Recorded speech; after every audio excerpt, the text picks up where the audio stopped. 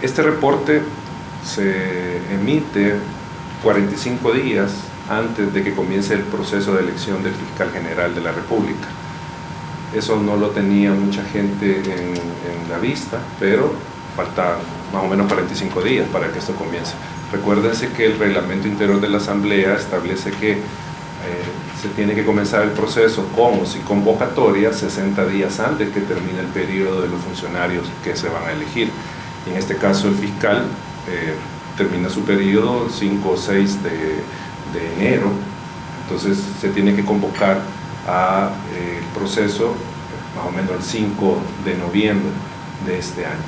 Estamos a 45 días de que eso suceda y es algo relevante para el país, la elección del fiscal. Sobre todo en este momento que la Asamblea Legislativa también está realizando otras elecciones indirectas. Está en el proceso de elegir magistrados del Tribunal Supremo Electoral y está también eligiendo magistrados de Corte Suprema de Justicia. Entonces esta sería la última elección, la del fiscal, que correspondería a la Asamblea este año. Y eso obviamente nos impulsa a presentar este informe, no con el objetivo de ser críticos o cosas por el estilo de la Fiscalía General de la República, sino que con el objetivo de dar un insumo, obviamente un insumo crítico, para que la Asamblea Legislativa, en primer lugar, pudiera tener elementos para las entrevistas, porque ustedes van a ver en el informe una serie de factores que obviamente debería el legislador tener en mente a la hora de elegir fiscal, es decir, el desempeño que ha tenido una institución, que ha tenido un funcionario al frente de la Fiscalía, debe ser un factor para la elección que debe hacer la Asamblea. Entonces, en esa lógica está el informe, mostrar algunos factores que han incidido en la Fiscalía y que, como decimos, tendrían que ser considerados en las entrevistas. Eso es lo primero que nosotros estamos planteando. Obviamente la elección del fiscal reviste una vital importancia. Recordemos que estamos como país en un proceso todavía de régimen de excepción. Hay más de 80.000 personas que han sido detenidas, hay que procesarlas, hay que darles el debido proceso, y en esa medida la Fiscalía juega un rol importante porque es la que investiga el delito, es la que acusa. Entonces es importante pues que se tenga un fiscal, una fiscalía que investigue el delito respetando los derechos fundamentales. Eso es, digamos, lo importante. También eso es otro de los factores que nos llevan a presentar este reporte de cara a esa importante elección. Y lo último, con lo que, bueno, otro punto, perdón, que quiero mencionar es un grave retroceso también en materia de acceso a la información de parte de la Fiscalía. La Fiscalía se le han hecho requerimientos de varios datos estadísticos, obviamente, sobre la persecución del delito, etcétera, todos esos datos que son datos estadísticos, y esta información no ha sido entregada. Y en algunos casos la Fiscalía dice está en la memoria de labores, pero en la memoria de labores no está un desglose de estos datos. Entonces hay también un aspecto importante de falta de acceso a la información, poca transparencia en la labor de la Fiscalía, y esto obviamente dificulta hacer algún análisis. Y en esta medida el análisis que ustedes van a tener en sus manos en unos momentos y que se les va a compartir con la exposición, se ha realizado obviamente a partir de los pocos datos oficiales que se pudieron obtener de la misma Fiscalía. O sea, no son datos inventados ni nada, sino que son datos de la Fiscalía, pero que son pocos y hace más difícil hacer algún planteamiento sobre la autoridad que es la Fiscalía. Lo último que nos interesa remarcar antes de comenzar a ver los datos es que obviamente de lo que se trata acá es de poder elegir un fiscal general que haga que la Fiscalía sea una institución que le genere confianza a la ciudadanía.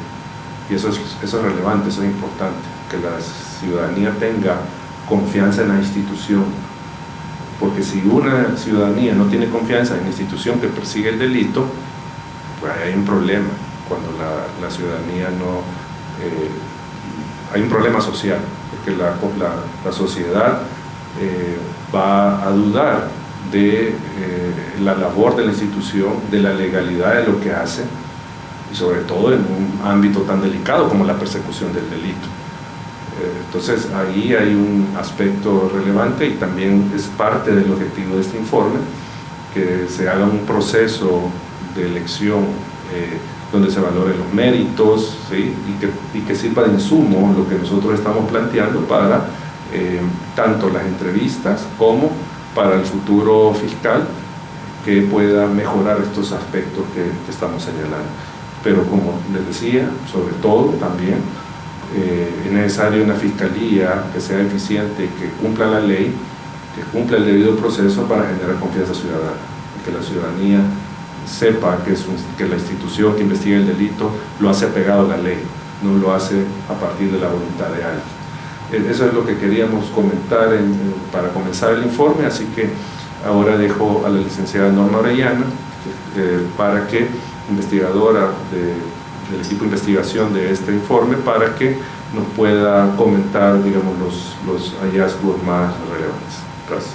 Buenos días a todos, gracias por acompañarnos en la presentación del informe, que, como ya mencionaba nuestro director ejecutivo, se presenta en el contexto, ¿verdad?, de cara al próximo inicio del nombramiento del nuevo fiscal que debe asumir en enero del próximo año.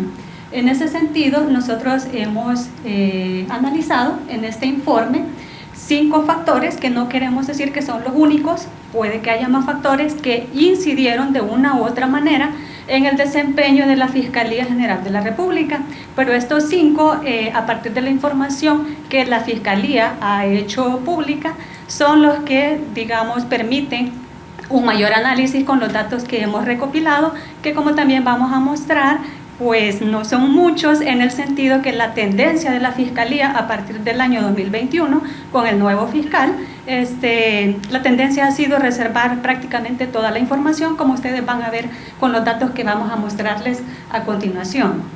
Los 5 factores son estos, que es la selección de personal, la capacitación del personal, la modernización y tecnología, infraestructura y la asignación presupuestaria.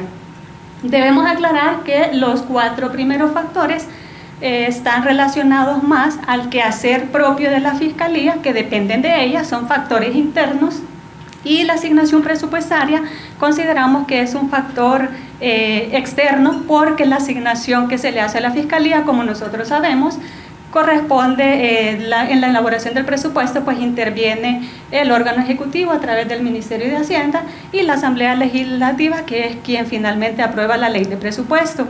En este sentido, es un factor que afecta el desempeño de la Fiscalía, pero que no solo depende de ella, sino también de estas otras instancias, o mejor dicho, de estos 2 órganos del Estado encargados de realizar la asignación presupuestaria. Si analizamos la efectividad de la Fiscalía entre los casos judicializados y las sentencias condenatorias, tenemos que en todo el periodo entre 2012 y 2023, el promedio de efectividad de los casos judicializados y las sentencias condenatorias solo fue el 22%. Es decir, de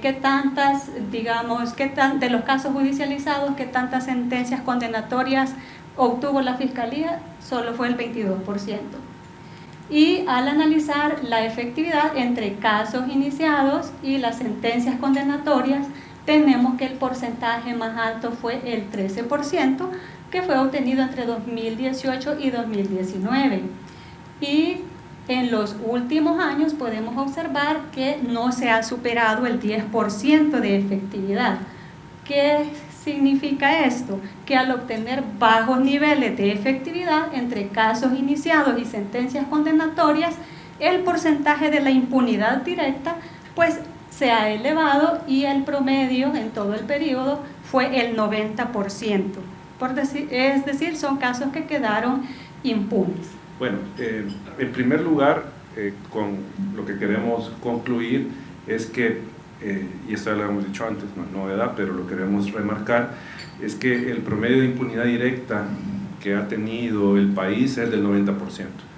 Eso es lo que hemos tenido. Es decir,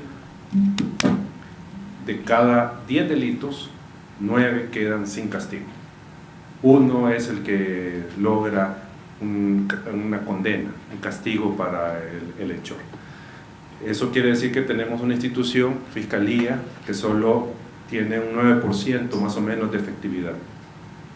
Si ustedes se preguntarán si en sus trabajos, si ustedes fueran efectivos solo con un 9%, ¿mantendrían o no el trabajo? O una institución que solo tenga el 9% de efectividad. Entonces ese es un punto de partida. ¿Cuán efectiva ha sido la Fiscalía durante este periodo? Que ojo, estamos hablando del periodo, no estamos hablando solo del actual fiscal, estamos hablando desde 2013. O sea, es una situación crónica que no se ha superado. Obviamente con el tema del plan de control territorial, esto no ha venido a contribuir a la efectividad de la Fiscalía, al contrario, le ha cargado a la Fiscalía más trabajo. Ustedes se recuerdan, en el gráfico habían disminuido los casos iniciados, pero se ha dado un repunte 2020-2021 de casos. Entonces esto obviamente ha significado que en primer lugar se tenga un promedio de carga laboral para cada fiscal de 137 casos.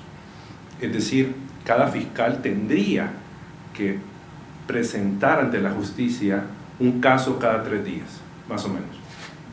Háganse esa idea. Eso es lo que tendría que hacer un fiscal. Eso es humanamente imposible, porque obviamente un fiscal no va a presentar simplemente requerimiento porque se le ocurrió ante un tribunal de justicia. Tiene que ir fundamentada, digamos, el requerimiento, estableciendo la vinculación de la persona que está siendo acusada con el delito. Y eso lleva un trabajo. Entonces, estamos hablando de una institución que tiene una carga laboral alta para el número de personal que labora en ellos. Y aquí tenemos que tendrían que presentar 11 casos por mes. Eso es lo que tendrían que estar presentando. ¿Sí? Entonces, en realidad es complicado para la Fiscalía tener una efectividad mayor que disminuya la impunidad, porque estamos hablando que el 90% de los delitos quedan impunes. El otro tema, ya sobre los factores, es que la Fiscalía, pese a que hizo una contratación anual de 90 personas en promedio, pero esto no se hizo en relación con el número de casos iniciados. Digo, o decimos, si tenemos más casos iniciados, pues tendríamos que hacer un esfuerzo por contratar más personal, más fiscales, para disminuir estos 137 casos que tiene cada fiscal, para bajar esa carga y poder judicializar más casos y disminuir por consecuencia la impunidad. Pero digamos, eso no se ha dado, el tema de contratar, o sea, no está relacionado las contrataciones con los casos iniciados, pese a que hay más presupuesto, que la Fiscalía tiene más presupuesto, pero no se ha hecho, o sea, en los datos no se muestra un esfuerzo sostenido por aumentar la plantilla de personal y, como decimos, bajar la carga laboral. Y eso obviamente también... En Megamart Chillón buscamos siempre darte lo mejor y contamos con un departamento de frutas y verduras amplio, espacioso, para que disfrutes todo el tiempo comprando productos frescos y de alta calidad. Por tradición, todos visitan Megamart Supermarket Chillón, porque nosotros sabemos lo que te gusta. Megamart Chillón, ubicado estratégicamente en el corazón de la ciudad de Hyattsville, muy cerca de ti. Megamart Supermarket Chillón, el supermercado por tradición. Siendo tan salvadoreño como tú, conozco tu país, mi país, conozco nuestra comida, nuestra cultura, conozco los problemas legales de mi gente. Abogados y notarios salvadoreños en los Estados Unidos y en El Salvador, queremos ayudarte a resolver esos problemas legales. Tramitamos todo tipo de poderes, escrituras de compraventa, divorcios, aceptaciones de herencia, auténticas, etc. Visítanos en nuestra oficina o llámanos al número que aparece en pantalla y será un gusto atenderte.